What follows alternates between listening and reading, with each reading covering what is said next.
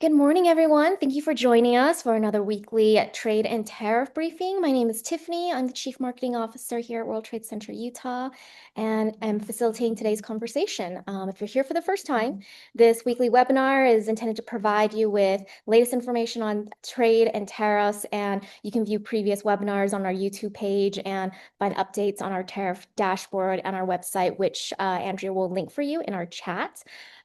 Today we have Rachel Bremer, who's joining us from Utah Office of Tourism, which perfect timing. We just realized that coincidentally, we had planned on having tourism here. And just last night, we launched the first nonstop flight between Salt Lake City and Lima, Peru. So that's an exciting milestone and step for us, especially takes us from 2 to 4 continents in just a year. South Korea launched just back in June. Well, I'm going to have Ben kick it off first and do his usual thing with the tariff dashboard, and then we'll hear from Rachel. Thanks, Tiffany, and I hope everybody had a good holiday weekend. Before I dive into the dashboard, this is quota time of year, and if you don't know what quotas are basically the limits for imports coming in before either an increased tariff or some other limitation on goods coming into the United States. So if you're affected by quotas in any way, ag is a big example of this. You may want to look on the CSMS dashboard um, and just see what those quotas are coming out. I am going to, with that update, share my screen here, and I hope that's working for everybody, and do a quick rundown. I'm going to start a little out of order, do the country updates in just a minute, but start with this Costco case. So a lot of people are talking about this right now. What is a Costco? What does a Costco filing mean for anything? There's a lot of buzz going about, and essentially what's happened is there's a consortium of businesses that have filed to protect their refund capabilities in the instance that the Supreme Court deems the tariffs illegal. This preserves a company's capabilities to access refunds down the road. So, what triggered this from Costco is that they requested from Customs and Border Protection some additional time to sort through what their calculations are and what their payments would be, and they were denied that time. So, the only way that they could preserve this was to file suit. And so we hear a lot of this buzz going on. It is sort of not meant as the press, um, everything I'm reading in the press is not meant to be a political statement or anything else, just a practical one for Costco and for others who are a part of that filing to protect their ability to get refunds in the case that this IEPA authority is deemed not legal and refunds are ultimately issued. So we're covering the Costco case. I'm going to roll up. Am I sharing my background or am I sharing my web page? Can you see this, Tiffany? It's saying I'm sharing my. Now I can see your dashboard. Oh, you can see the Oh, dashboard. That's yeah. strange because it was showing me that it was sharing my desktop. So anyway, you can still see the dashboard? Good. Yes. Okay. All Yep. right. Well, we're going to start at the top here with now roll back up to the top here and talk through some of the tariff happenings by country. So it's been a couple of weeks. There have been a lot of updates between now and 2 Fridays ago. We had last Friday off for Thanksgiving. One of the updates that we have is we've talked a lot about Switzerland. Switzerland, uh, struck a deal last month and we're waiting for the formalities to come through. On the Swiss side, they had adopted a draft mandate and now have to go to their equivalent of states for ratification, so to speak.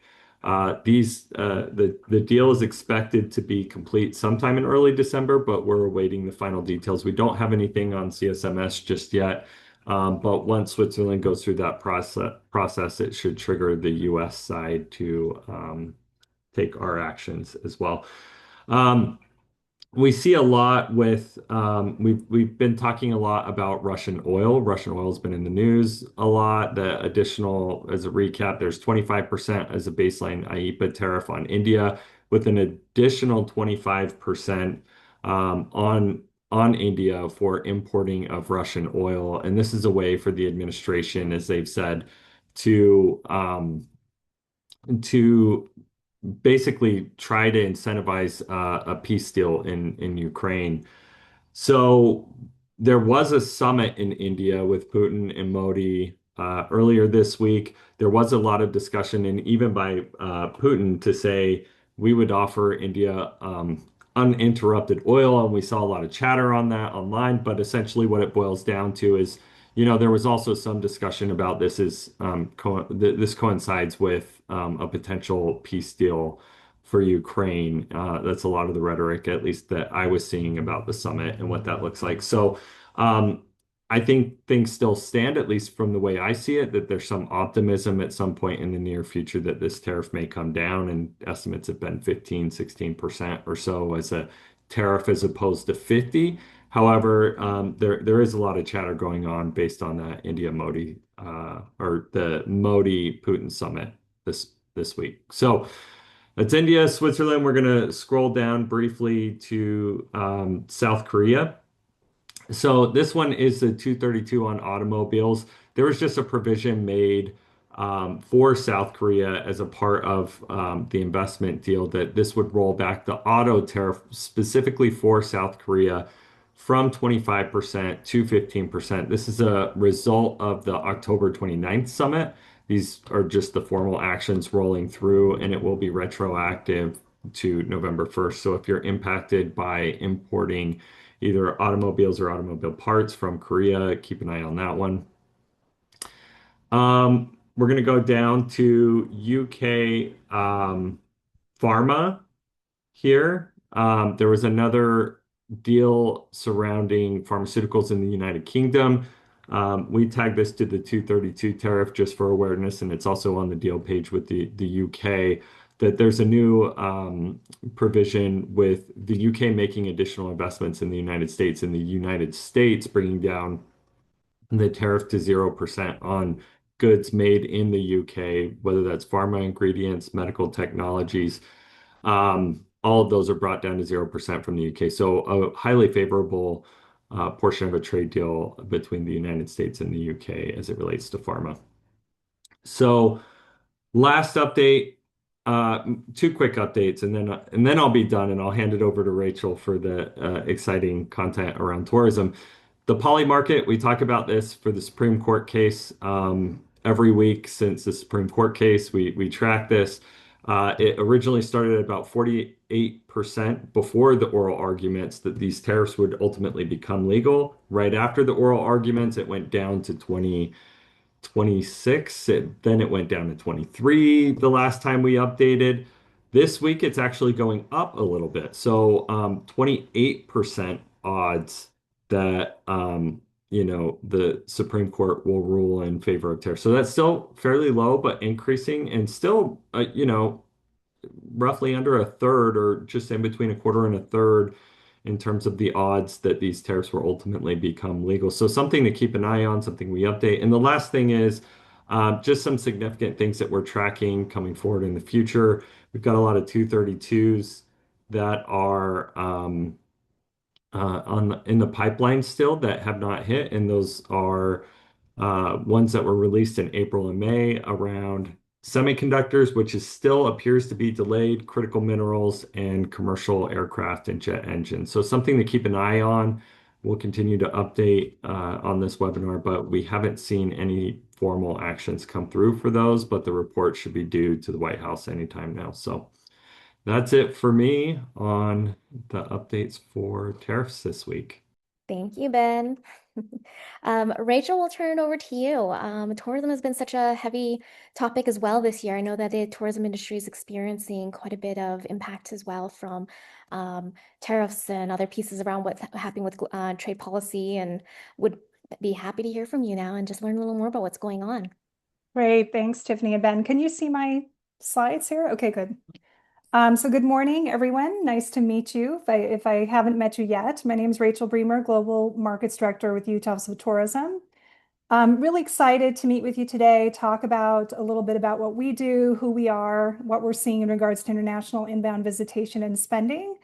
Definitely some of the challenges we're facing with the trade and tariff actions so far, both nationally and from a state level, and how we're working to overcome this and amplify Utah's branding. So just a little bit about our office, which is always a great intro to who we are and what we do. We have a vision, which is a state united and welcoming the world to experience awe-inspiring adventure. Our mission is to elevate life in Utah by advancing the visitor economy through marketing, stewardship, and destination development. So we are part of the Governor's Office of Economic Opportunity. I think that's a little confusing. We're not in the same building. We get to work in this beautiful council hall building across from the state capitol.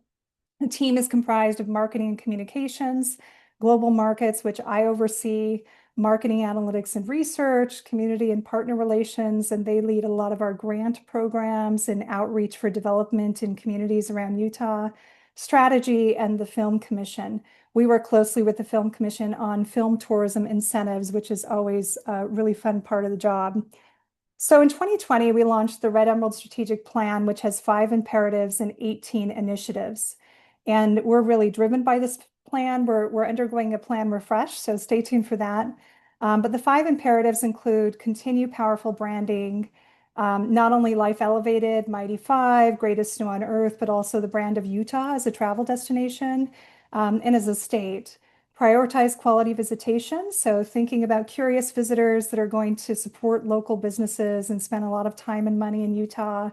Enabling community-led visitor readiness. And this really leans to our community and partner relations team who oversees a lot of those grant programs. Distribute visitation. This is visitation year round, so promoting the off-season and regional distribution. We know, especially with international visitors, that these assets of the national parks are why they're here, but we want them to visit state parks and other areas too. And then in improving our own internal organizational effectiveness. So the visitor economy has a major impact on Utah. Visitor spending in 2024, which is the real data we have. We won't have 2025 data until next year. So 2024 was 13.3 billion, supporting over 164,000 jobs and leading to 2.5 billion in state and local tax revenue. I'm realizing that orange is really bright on my face here. So what I do is attract international visitors to the state, and I think I'm, preaching to the choir here about what that means. That supports our export economy, contributes to our trade balance, and in fact, travel and tourism are a major export in the U.S., historically one of the largest. And the international visitor in Utah in particular is a high quality visitor, so they tend to stay longer, spend more money, and 40% on average more than the domestic visitor. And our amplified brand awareness is really a key driver for attracting more companies to the state, supporting all of the trade efforts and the Why Utah narrative. We think about the Why Utah narrative in that corporate piece, and as we talk about foreign direct investment, and we're leading in that brand recognition to amplify that. So, tourism is definitely a driver of exports, jobs, and cultural development. I also like to think of it as soft diplomacy. We're out there in that kind of people to people opportunity, which is fabulous and exciting for our team. So what's happening? Tiffany alluded to this a little bit. We've seen some shakeups in the industry because of some of what's happening in the politics and trade and tariffs. So I wanted to open up with a quote from my colleague and friend, Tyler Gosnell, who works for U.S. Travel Association in DC, our industry association. Growth is happening, just not here. The US isn't suffering from lack of demand, it's suffering from friction, costs, value, perception, and national coordination gaps that divert demand elsewhere. Obviously, trade and tariffs are a part of that impact.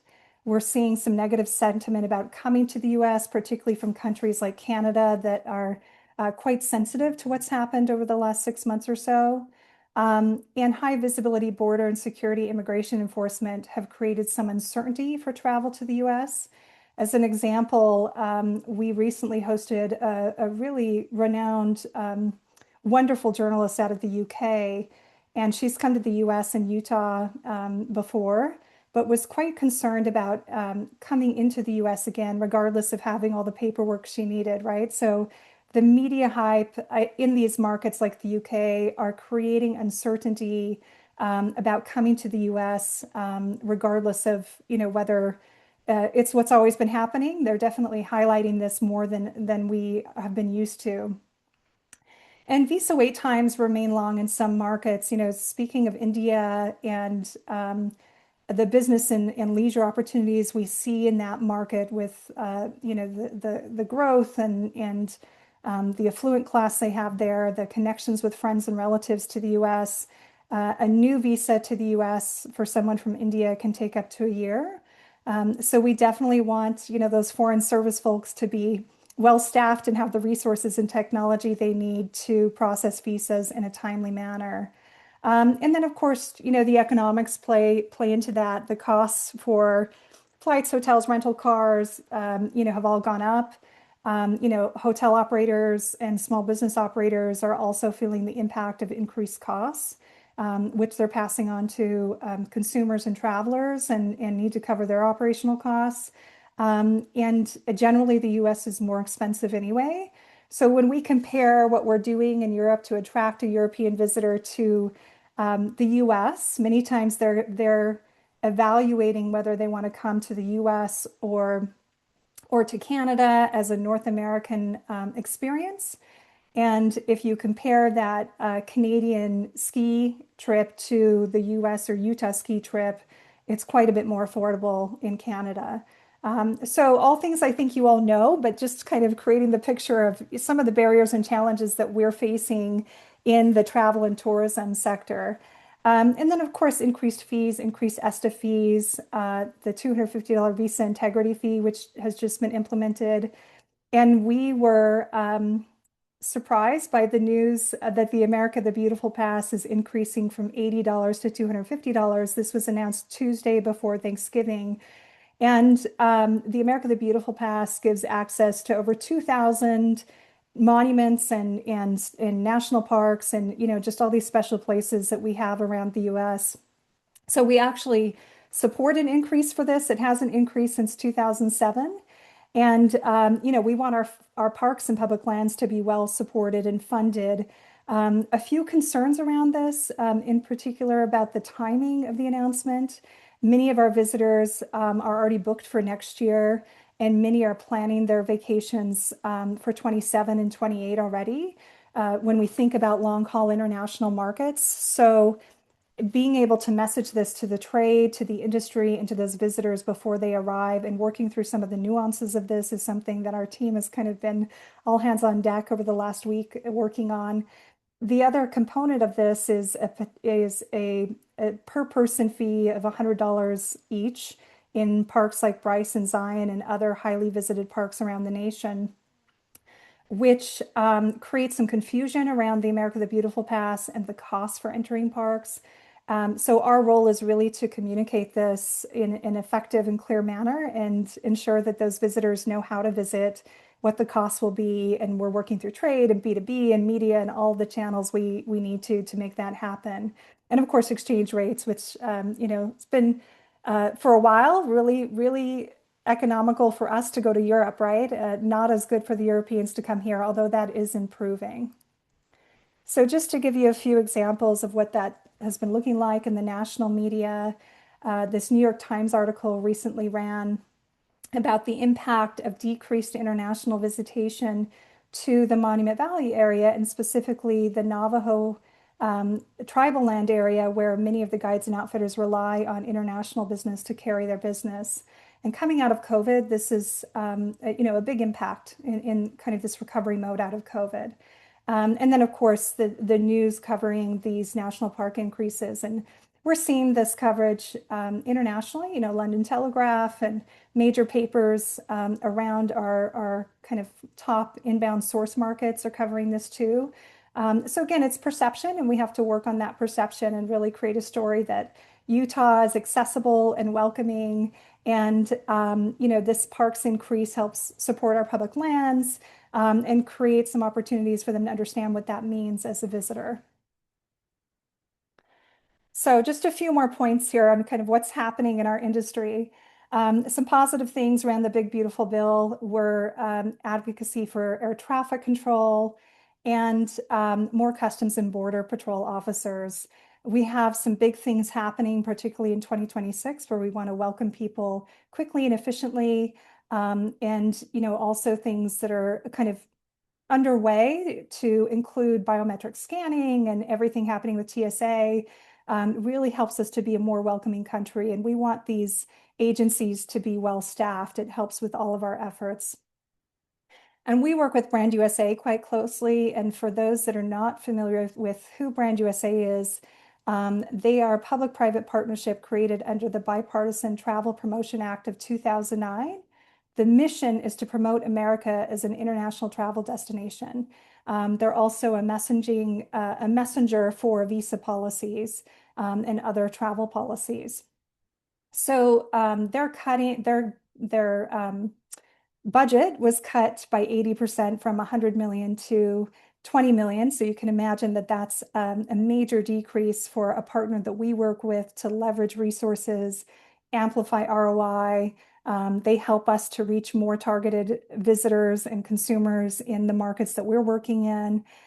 They are funded solely by the contributions and partnerships that we have with them, as well as the Visa Waiver Program and ESTA fees. So no American taxpayer dollars are used to fund Brand USA. The good news is they've been received some kind of back pay that they've been waiting on some funding, which has helped to make them a little more whole. And there are good efforts underway to get their funding back to where it needs to be very soon, considering what we have lying ahead as an industry. So some funding issues that also impact us, the sentiment, the economics, these are all things that we're navigating too as we work to brand the state and attract international visitors. So just diving into some of the data here, this is from Tourism Economics, and this is national data. I'm going to dive into Utah data too. As I mentioned, Canada has really been the most impacted market for inbound travel to the US, primarily driven by the drive market. We see a lot of Canadians that drive into the US, especially out of Western Canada, snowbirders that go to Arizona in the summer and have their winters there for warmer weather. And the air traffic has not been impacted as much, which is really good news. And for Utah, the air traffic is looking good, and the airport reports, good load factors out of Canada. We had a recent WestJet Edmonton flight that started up last year, and it sounds like they're planning on coming back for a seasonal flight. And those are all good indicators that, what we're doing here in the Western US is keeping those flights strong. Western Europe is down 2.5% in visitation. Most of that driven by Germany and France, and I'm going to show you a little bit of what that looks like for Utah. Particularly Germany seems to be the market that's most impacted by the geopolitics and sentiment.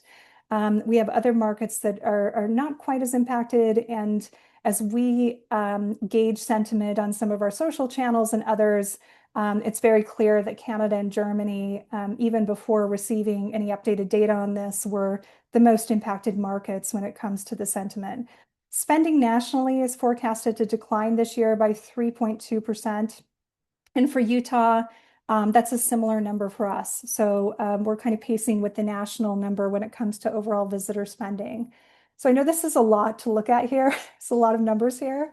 But just want to call out that in 2023 and 24, these are our top 6 spending markets for Utah.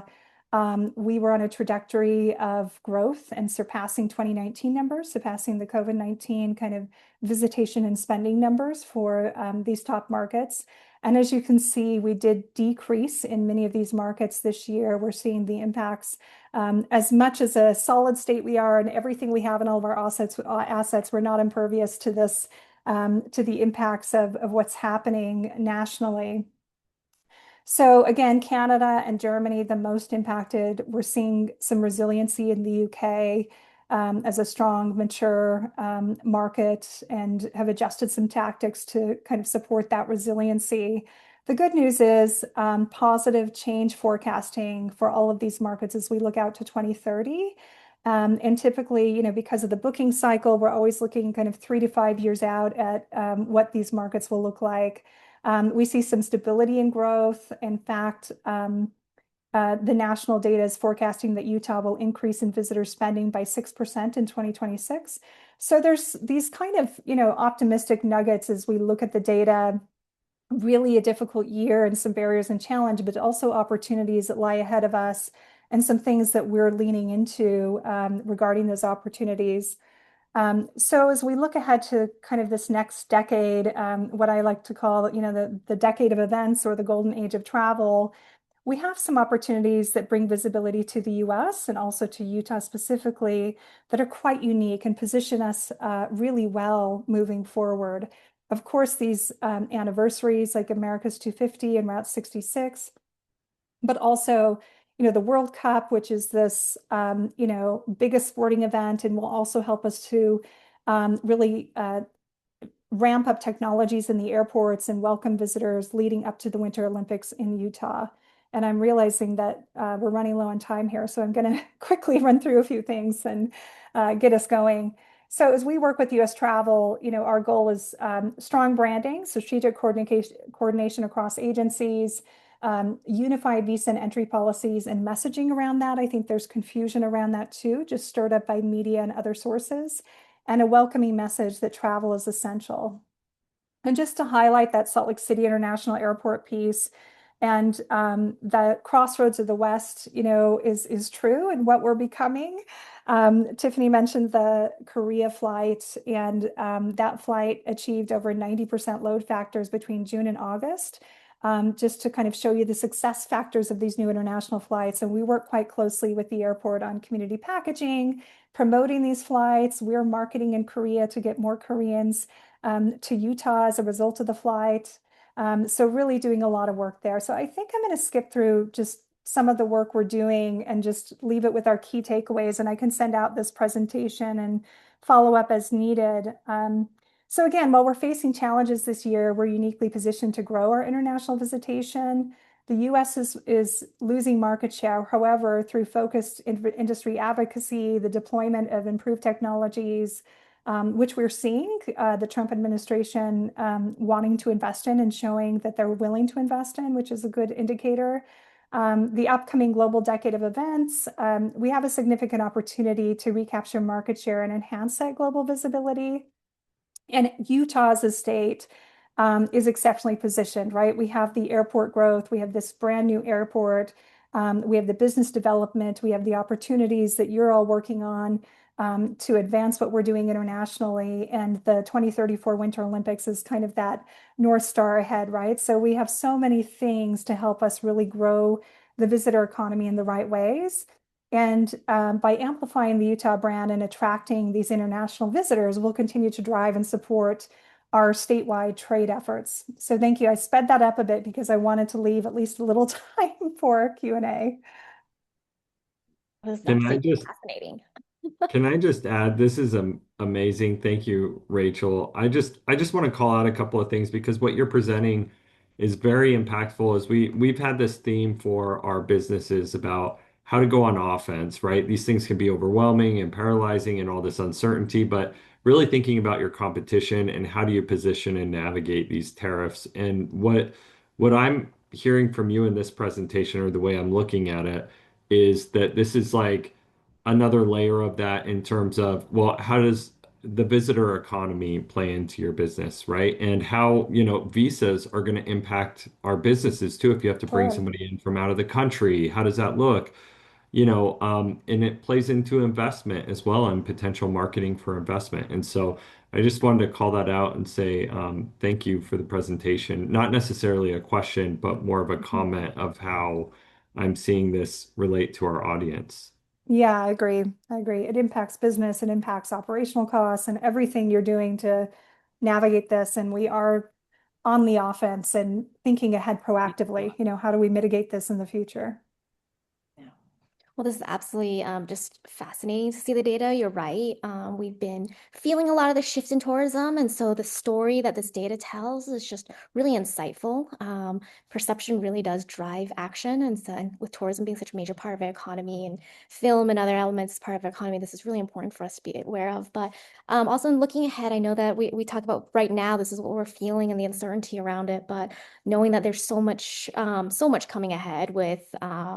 What you mentioned with the FIFA, with LA Olympics, with Mhm. Utah having our Olympics, the Temple Open House here as well. I mean, all of those are markers that will draw and attract a really great amount of tourists here. And so there's opportunity by keeping an eye on some of those upcoming milestones in our state for businesses as well. And so in navigating the uncertainty, also planning and seeing what opportunities are there would be valuable. Yeah, And I so agree. yeah, Mhm. something really interesting I heard yesterday. Apparently, mangoes from Peru will be flying to Salt Lake and then to South Korea. Oh, amazing. So, So direct flight launching yesterday for Peru, and now we're, yeah, connecting all of this. And the cargo is a huge part of that, right? These yeah, passenger flights wouldn't happen without the cargo, without the business driving it. We're all working on this together. And yeah, I think it's helpful to think of that in the big picture, especially with the folks here on this webinar. yeah, hugely valuable. Thank you so much. We just really appreciate having you here. You guys are a great resource for the team and or for the state and the community. And while you don't office with GoEO, we get to office with GoEO. True, true. So Ti- we keep Tif- close contact. Tiffany, I know Oh, we're past time, but we do yep, have a question I thought I'd flag for sure. you. I'm not seeing the question. Can you share a little more on how the lead up to the Utah Olympics will unfold? Is there a roadmap for where business leaders can think to be proactive? Yes. And, admittedly, I'm not as involved in the Olympics planning and that business and community plan as our director and the Olympic Committee are. So I wouldn't feel really confident speaking to that, but I know there is a cohesive plan to kind of include rural and urban partners and business leaders alike. So unfortunately, I don't feel like I'm informed enough to to speak to it yet. Maybe content for a future webinar. Yeah, exactly. And I swear I don't see it, but anyways. But thank you so Oh, much for your time. I really okay. appreciate this. Thank you everyone for joining us this week. And if you missed any part of today's briefing, you can catch it. We have full recording on the YouTube channel. You can find it on our website, but stay tuned for our communications. We'll be continuing this in the new year. So we'll see you then. Hey, thanks so Bye. much. Bye.